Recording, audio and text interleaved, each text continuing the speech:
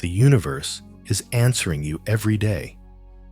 You're just listening in the wrong place. Think about it for a minute. What do you do when you want something in your life? You beg, you wait, and then you say, "It won't happen." But what if the reason it doesn't happen isn't the desire itself, but waiting instead of wanting? In this video, you'll learn the real way to talk to the universe, but be careful. This path starts from an unexpected place. And listen to this video to the end. There's one thing that will make everything feel different tomorrow morning. Stay until the end. Part 1. The universe is already answering. You're not listening. Now I'll explain something to you. Right now, as you watch this video, the universe is already telling you something. But the problem is, are you really hearing this voice, or are you just stuck on the same frequency? Most people say they want to talk to the universe. They want, they demand, they wait. But very few people realize this. The relationship with the universe is limited not by wanting, but by acceptance. The difference between these two words is much greater than you might think. Wanting mentally says, "I don't have it." And the brain perceives this sentence as a history of reality. Neuroscience tells us this clearly. The brain labels repeated thoughts as reality. The more often you register something as not, the more the perceptual system begins to see it as not existing. So wanting is not an innocent desire. Wanting means locking in the outcome without having the information. The universe, whatever you call it, whether quantum field, nature, or the mind in which it lives, is an extremely delicate system. In physics, this is called initial conditions. How a system is initiated shapes the probabilities accordingly. Now look at your life.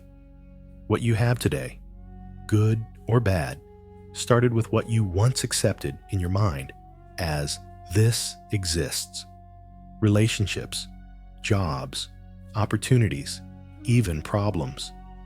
They all went through a prior mental acceptance. That's why the universe isn't silent. You're just listening on the wrong channel. Most people mistake the noise of life for a message. Social media, current events, fears in a democratic place, comparisons. The brain can process so much data that it can't refine it. In neuroscience, this is called sensory overattention. Constant exposure to a stimulus causes the brain to filter it. It's similar to stopping hearing a constant stream of noise after a while.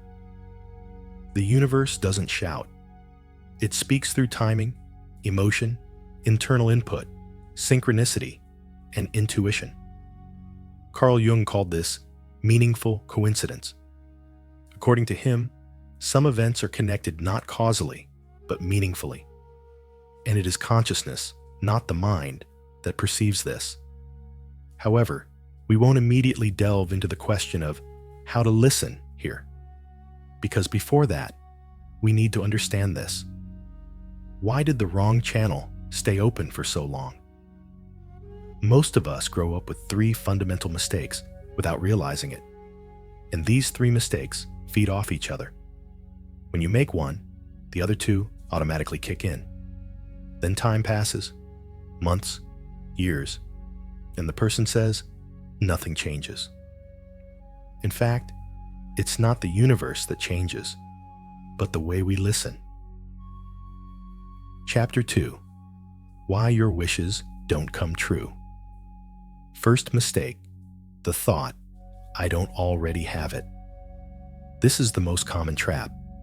When you want something, your mind automatically says, "This is impossible for me." Even if you don't explicitly think it, you feel it. And beneath that feeling lies something much deeper. A little voice telling you that you don't deserve it. Let's say you want a better job in your life. Every morning, You wake up and say, I hope so. But your inner voice says, but me? Tell me, this voice never stops, does it? This voice creates a veil between you and the universe.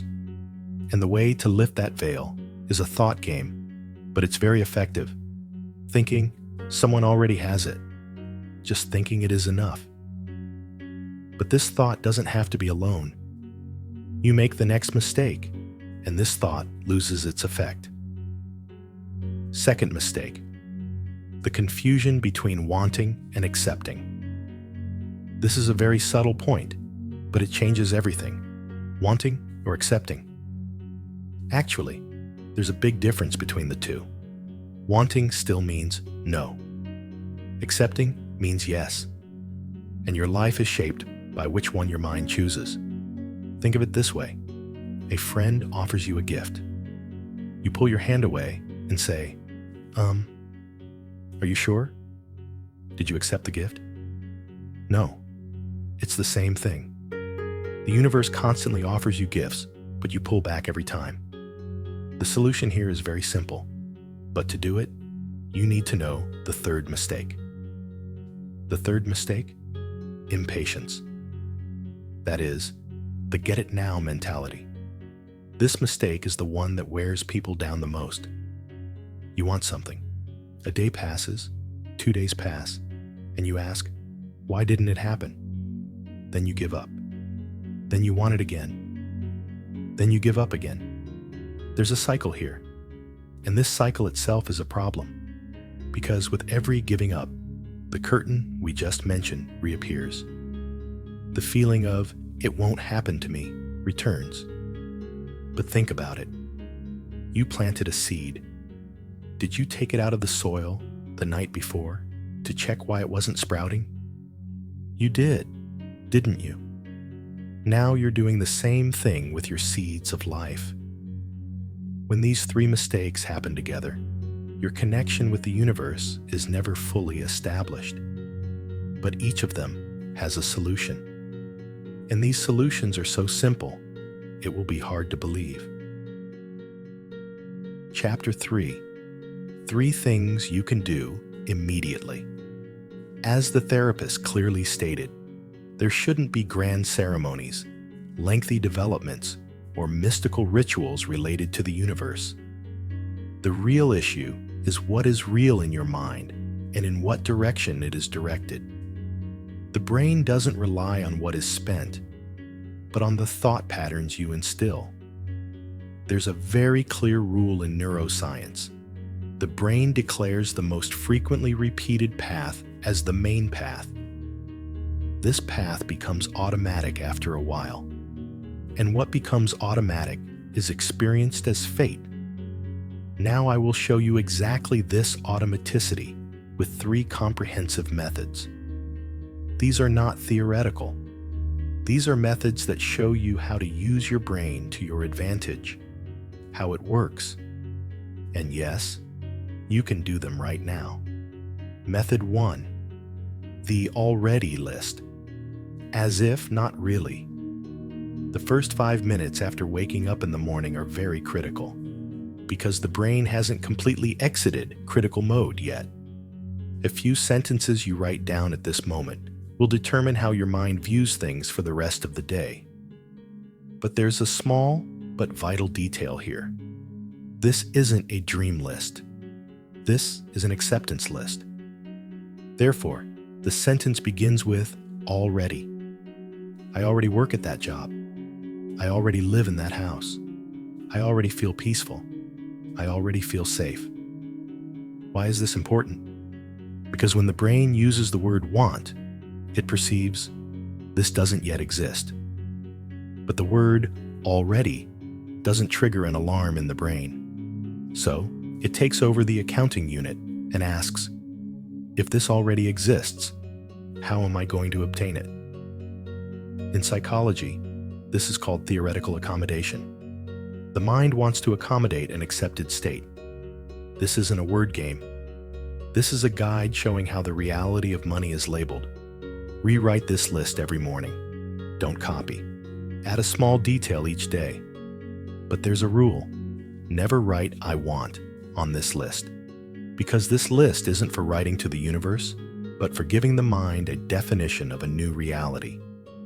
Second method, morning ritual, 30 seconds. You don't even need to get out of bed for this method. You don't even need to open your eyes. The first memory of wakefulness is the moment the brain is in the alpha-theta range. This range is when learning and emotional programming are open. You can't get into this mode during the day, but you're already there in the mornings. It's very simple to do. Choose an emotion: joy, self-confidence, abundance, lightness. But pay attention. This isn't a thought. This is a rhythm in itself. Look for that feeling in the middle of your chest, in your stomach, inside you. Okay, everything is in its place, but it only needs to last 30 seconds. No more is needed. Neuroscience shows that emotional changes are far more lasting than those that remain only as thoughts. Therefore, when you create a feeling of being safe in your body in the first seconds of the morning, the brain recognizes it more easily throughout the day and processes it accordingly. This is not a miracle. This is the adjustment of the perception filter. And when repeated every morning, this little ritual becomes an automatic routine after a while. The power of routine is always more effective than a one-off intense effort. Third method, the night shutdown technique, the most powerful. Now we come to the most powerful one. The moment just before falling asleep is the only moment when the mind shuts down its hidden defenses. Messages given in this mode reach directly to the deep layers. Telling yourself you're doing a good job 1,000 times a day won't work. But 3 sentences you say while doing so can sometimes change your day, or even your week. Lie down in bed. Close your eyes. Don't think about what will happen tomorrow. Don't let anxiety subside. Close your eyes whenever you want. Then do this. Good things happened to me today. And then give small examples. I had a great trip today. The coffee was delicious. I played a great joke on my friend. I laughed a lot. It was a hot day. It was a beautiful day. Think about the good things that happened to you during the day that you are grateful for. They don't have to be big things. The mind looks at direction, not scale. 3 or 5 sentences are enough. Then fall asleep with this small feeling of satisfaction. Why does this work? Because the brain labels the day during sleep.